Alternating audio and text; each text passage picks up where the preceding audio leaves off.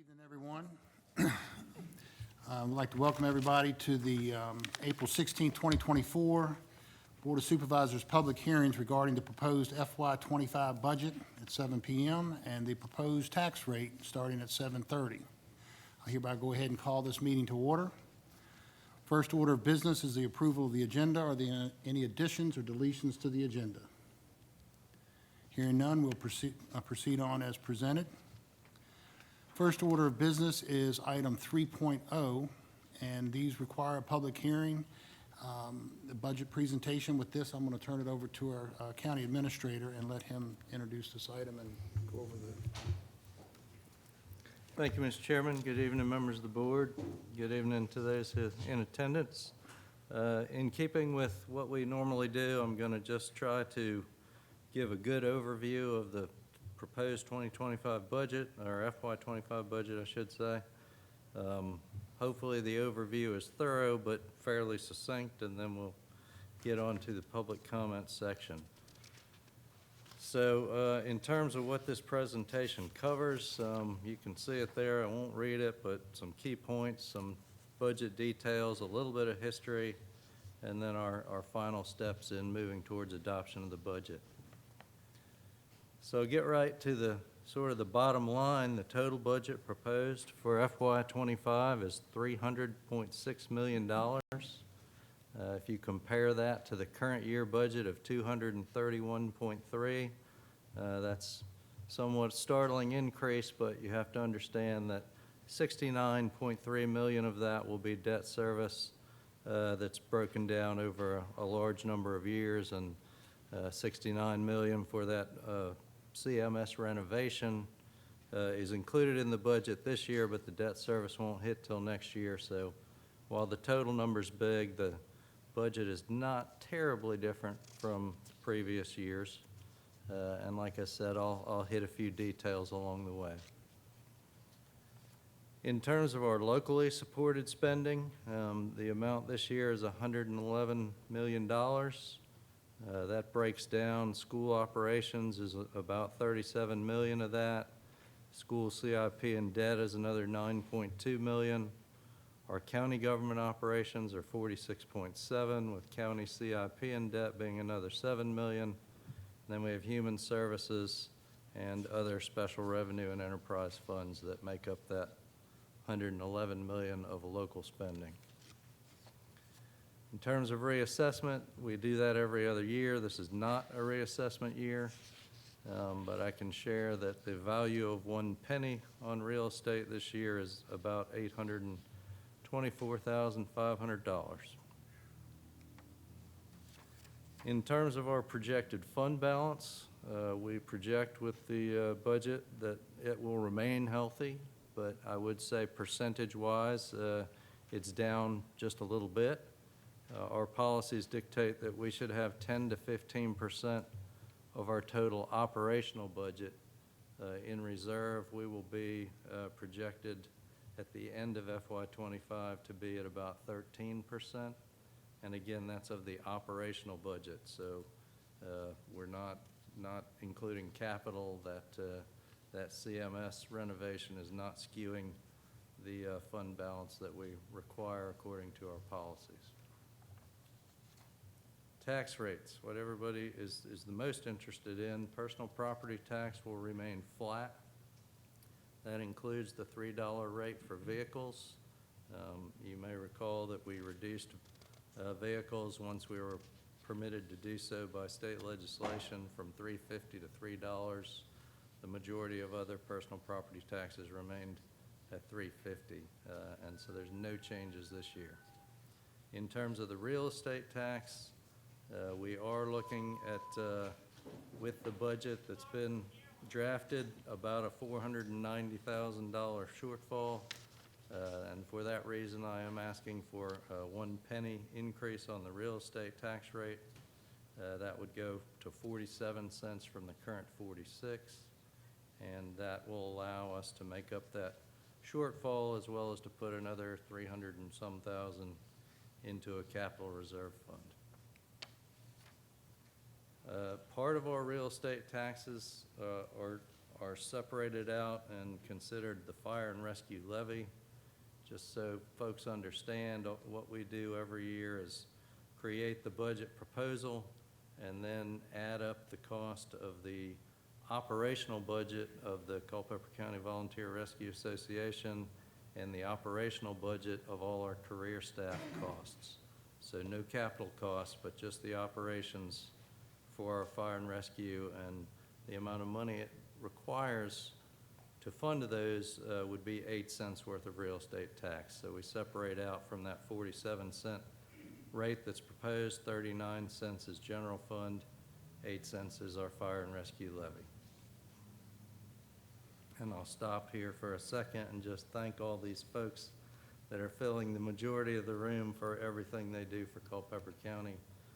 We couldn't do without you, so thank you for that. This is just a table that shows the personal property tax rates. As I said, there's none of those that are changing at all, so you can go past that quickly and get into a few of the details of what this budget is made up of. In terms of the increase in our county governmental operations, we have a substantial increase based on salary. We had no increase in health insurance, which is a benefit this year. We have some new positions included in the budget. Notably, the sheriff's office has been able to negotiate and reduce the outside jail service costs by a substantial amount, which helps us. Culpeper Human Services budget was increased by federal funds, but flat for local funds, so that is a plus. The schools have an increase, but it's less than 1%, so we're fairly pleased to see that. We have a pretty big jump in our career EMS staff. They have some bodies and some ambulances in that, and the Volunteer Association has a moderate increase in their operational costs.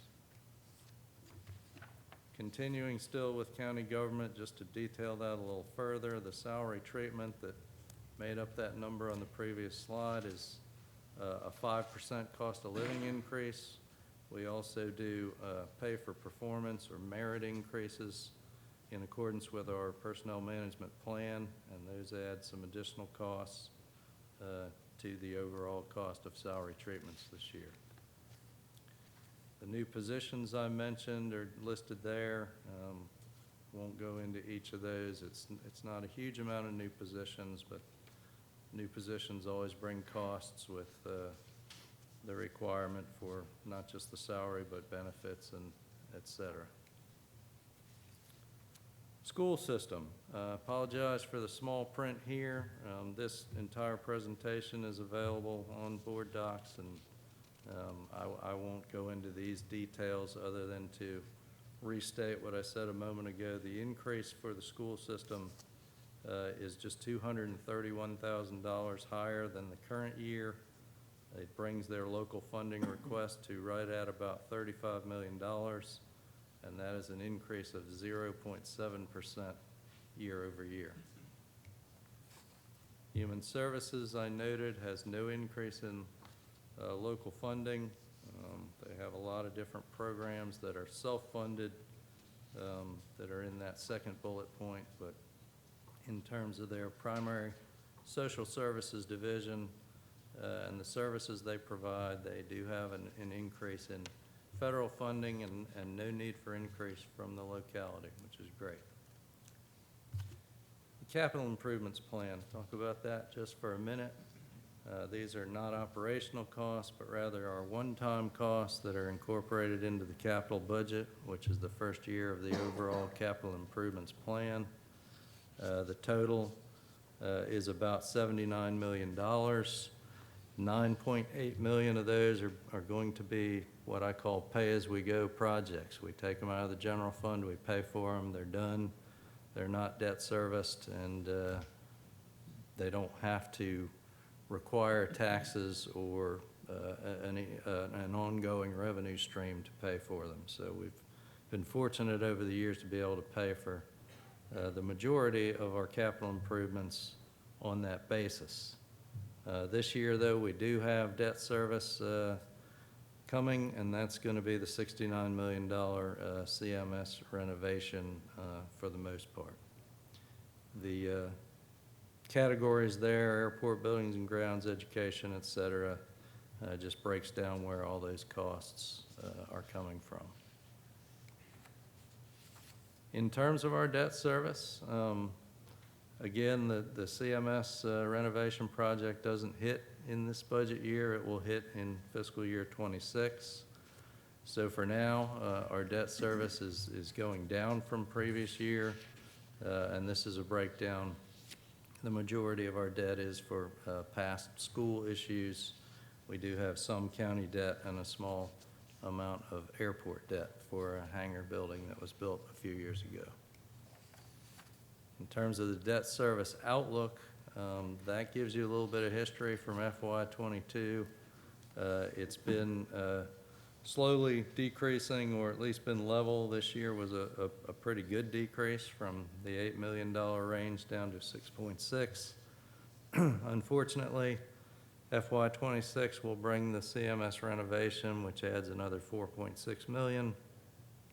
New debt anticipated in FY '27 could include a new elementary school at $2.8 million. And keep in mind that jails and courthouses are on the horizon, so something to be cognizant of. This is a slide that depicts the different portions of our operating budget for the last several years, just for you to compare. This is my least favorite slide because it does clearly show that things are on the rise significantly between FY '19 and FY '25. Pretty much every category is increasing by some 30%, with the largest increase by far being in the public safety category. And when I say public safety, that includes the sheriff, our outside jail services, our Fire and Rescue Association, our EMS career staff, and our E911 dispatch center. So those are areas that I think we would all agree would be expected to increase and are wholly necessary. In terms of some past real estate tax rates, I add another line to this slide every year. You can see that the board has remained steady, either having a flat tax rate or an equalized rate for the vast majority of these years. We do, as I explained, have one additional penny on real estate this year over last year. And actually last year was 1 penny over the equalization value. So we've had about a 2 penny increase over a 2-year period. Regionally, just demonstrating that Culpeper, amongst the 5-county Rappahannock-Rapidan region, is far and away the lowest for real estate rate and also for personal property tax. So we're looking good compared to our partners in the region. And finally, on some next steps for this, we do have 2 public hearings scheduled tonight. One is about to happen when I stop talking, and the other would start at 7:30. The first being for the budget that I just presented, the second being for the actual tax rates.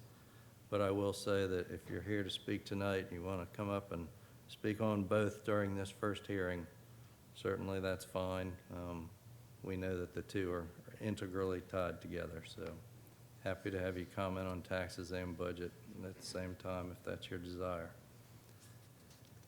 And with that, following tonight's meeting, we will prepare the final documents and have them in front of the board at its regular May 7th monthly meeting. And we will hope at that time to adopt an operating budget, a capital improvement plan, and to appropriate funds for the fiscal year. And of course, the tax rates are the first thing that are considered. So that's where we stand. The budget takes effect July 1st, runs through June 30th of 2025.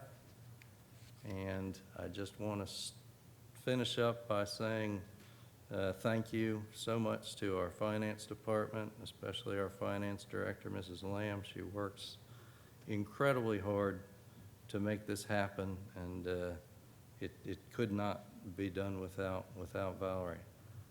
Thank you to the board. You endure some work sessions and give us the feedback we need to try and arrive at the point we're at tonight. I thank all my department heads and constitutional officers for their thoughtful process in developing their budgets.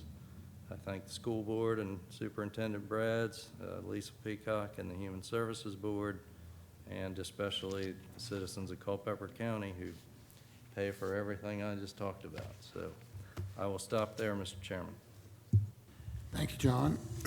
And I, too, would like to relay my appreciation to Valerie and the whole staff and all of the department heads that John had mentioned. And again, you all that are sitting in the audience out here are volunteers. You don't know how much this board and the county as a whole appreciate everything you guys do.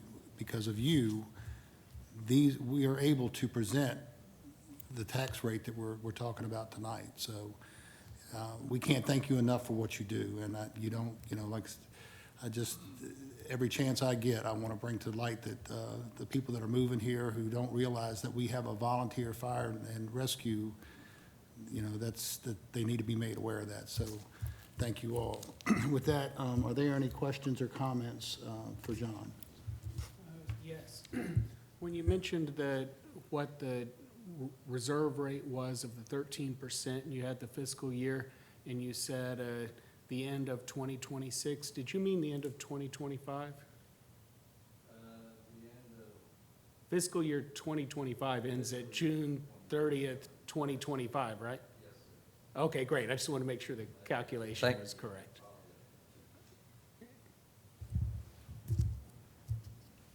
Any other questions, comments? Hearing none, with that, we'll go ahead and open up the public hearing. If anyone would like to speak on this matter, raise your hand. I'll call on you and come up and speak.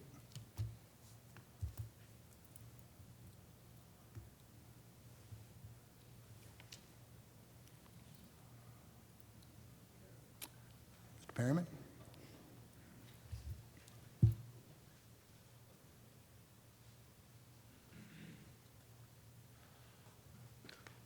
Good evening. Junior Perryman, Culpeper County Volunteer Fire Department, and also representative of the president of the Culpeper County Volunteer Fire and Rescue Association. Just want to say thank you for your support year over year over year. Without that, these men and women behind me couldn't do what they do, and you're only seeing 1/8 of our group out there. So thank you for what you do for us, and we'll continue to work hard and try to continue to be as successful as we are. That's all I have.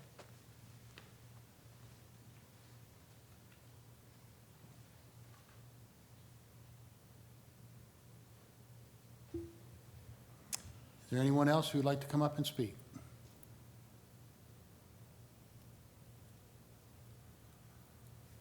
All right, seeing none, we will close the public hearing. And I guess we can just roll right over into the, we got to wait till 7:30? Yeah. So we'll be taking about a, or do we need the motion? No, sir, we'll bring everything back to you in May. Yep. All right, we'll take about a 15-minute or 14-minute recess.